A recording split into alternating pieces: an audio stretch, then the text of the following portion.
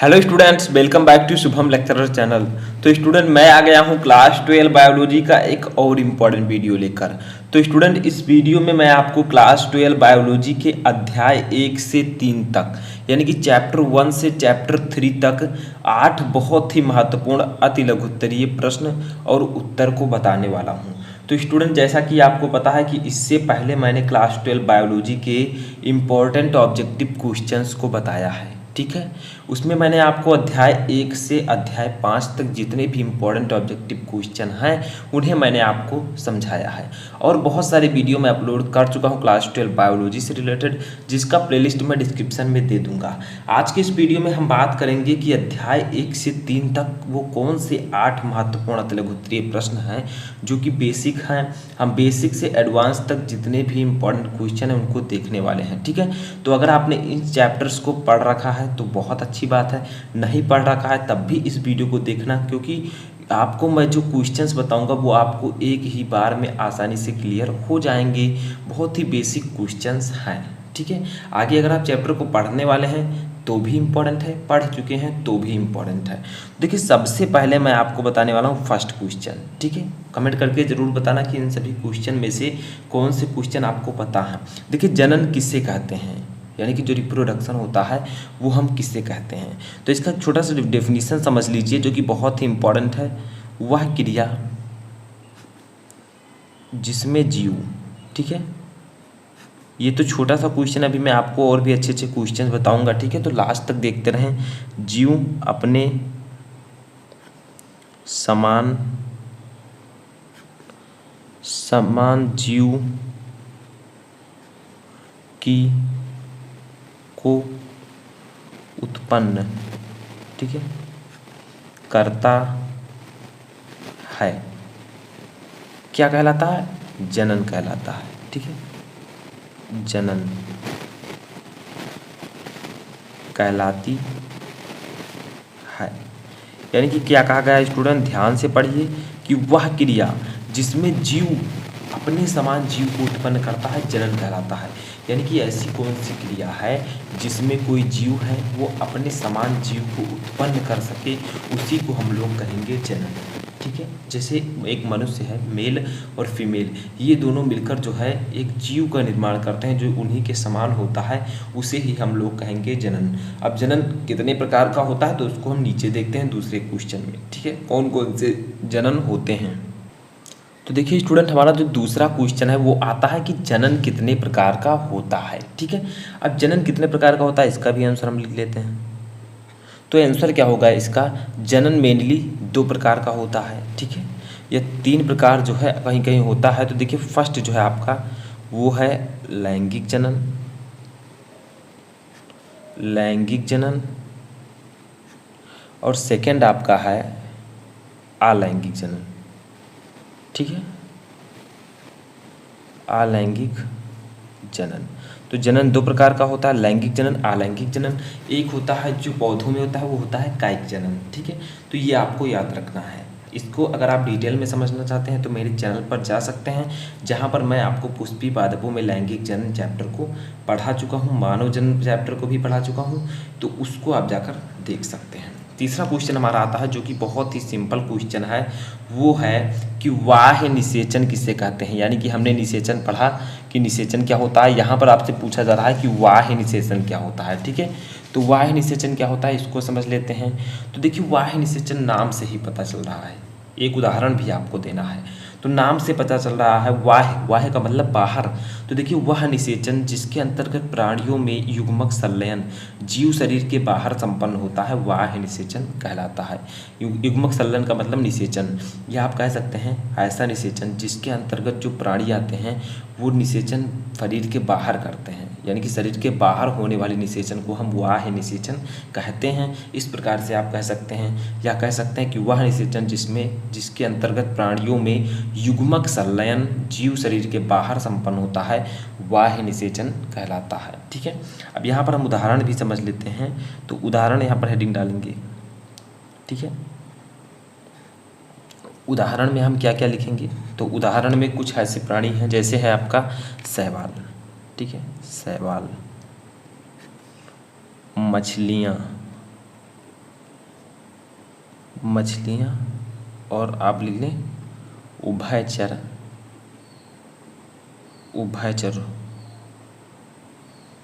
शैवाल मछलियों उभयचरों में जो होता है वो वाह्य निषेचन होता है। ठीक है, वाह्य निषेचन होता है।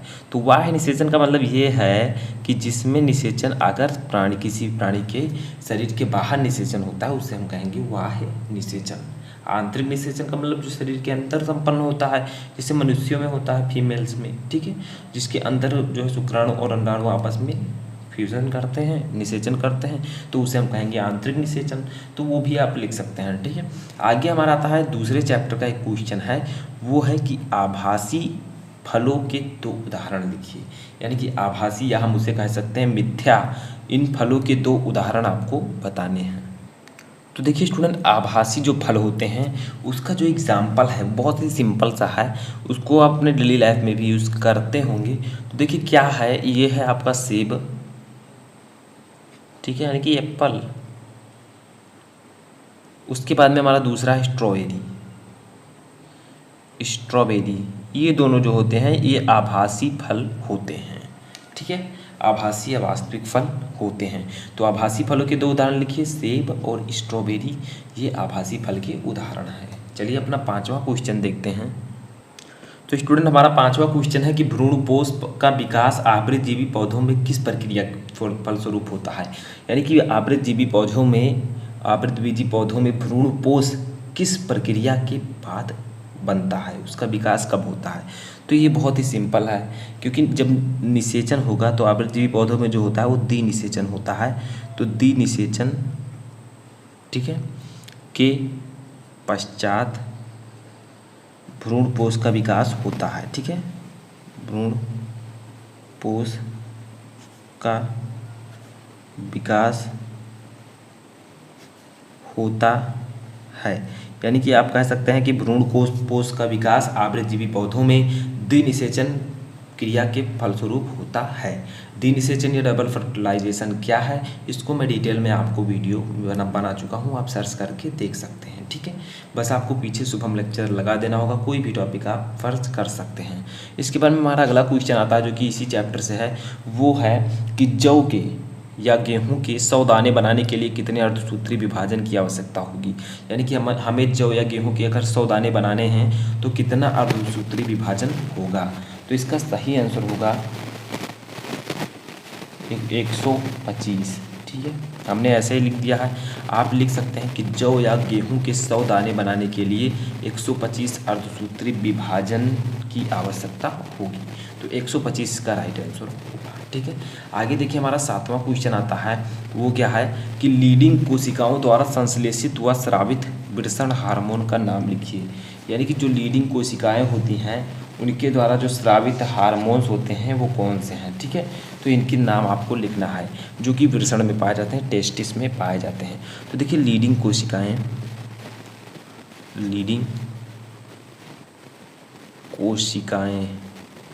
ठीक है,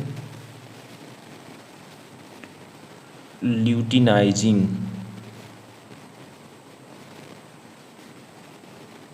हार्मोन के नियंत्रण में टेस्टोस्टेरोन, ये एक हार्मोन है जो नर में होता है, मेल में, ठीक है, एवं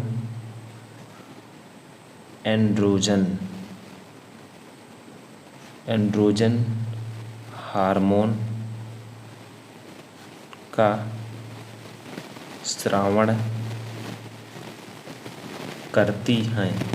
ठीक है, यानी कि लीडिंग कोशिकाओं द्वारा संश्लेषित व स्रावित हार्मोन का नाम लिखिए। तो देखिए क्या है वृषण हार्मोन। तो लीडिंग कोशिकाएं वृषण में पाई जाती हैं। लीडिंग कोशिकाएं ल्यूटिनाइजिंग हार्मोन के नियंत्रण में टेस्टोस्टेरोन और एंड्रोजन हार्मोन का स्रावण करती हैं। बहुत ही इंपॉर्टेंट क्वेश्चन है कि लीडिंग कोशिकाएं जो होती हैं वो किस हार्मोन का स्रावण करती हैं। तो टेस्टोस्टेरोन और एंड्रोजन हार्मोन किसकी नियंत्रण में, ल्यूटिनाइजिंग हार्मोन के नियंत्रण में। लास्ट क्वेश्चन हमारा आता है जो कि हमारे इसी चैप्टर से है, वो देखिए क्या है। तो देखिए ये क्वेश्चन है कि प्रसव क्या है। प्रसव को प्रेरित कर में कौन कौन से हार्मोन शामिल होते हैं।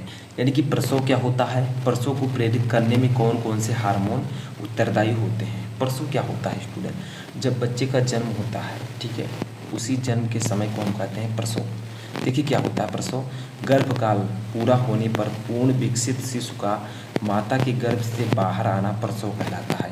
यानी कि गर्भकाल जब पूरा हो जाता है 9 मंथ का, ठीक है, तो गर्भकाल पूरा होने पर जब पूर्ण विकसित शिशु होता है या बच्चा होता है, वो जब माता के गर्भ से बाहर आता है तो उसी को हम कहते हैं प्रसव।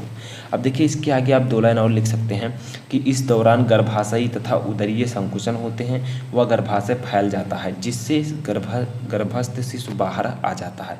यानी कि जब प्रसव होने की प्रक्रिया होती है तो गर्भाशयी उदरीय संकुचन गर्भाशय में होता है, ठीक है, और गर्भाशय फैल जाता है जिससे शिशु जो है गर्भाशय से बाहर आ जाता है, इसी को हम कहते हैं प्रसव। ठीक है, समझ में आया। तो प्रसव बहुत सिंपल सा है कि गर्भकाल पूरा होने पर पूर्ण विकसित शिशु का माता के गर्भ से बाहर आना प्रसव कहलाता है। यानी कि बच्चे का पैदा होना ही समझिए प्रसव है। ठीक है, आगे देखिए प्रसव को प्रेरित करने वाले कुछ हार्मोन होते हैं, जैसे है आपका ऑक्सीटोसिन, यानी कि ये प्रसव जो है जब होता है उसको प्रेरित करते हैं। ठीक है, दूसरा है एस्ट्रोजन व तीसरा है कार्टिसोल। ये तीनों हार्मोन जो होते हैं ये प्रसव को प्रेरित करने वाले हार्मोन होते हैं। यानी कि इनकी सहायता से जो प्रसव होता है उसकी प्रक्रिया सरल हो जाती है। तो ये थे आपके 8 क्वेश्चन, वो भी 3 चैप्टर के। तो आई होप कि आपको ये क्वेश्चन आंसर अच्छे से समझ में आ चुके होंगे। अगर क्वेश्चन आंसर समझ में आ चुका हो तो इस वीडियो को लाइक करें, चैनल पर नए चैनल को सब्सक्राइब कर लें, अपने दोस्तों के साथ भी शेयर कर दें। कोई भी क्वेरी आप मुझे कमेंट बॉक्स में बता सकते हैं, मैं उस पर वीडियो बनाने की कोशिश करूँगा। तो इस वीडियो में फ़िलहाल इतना ही।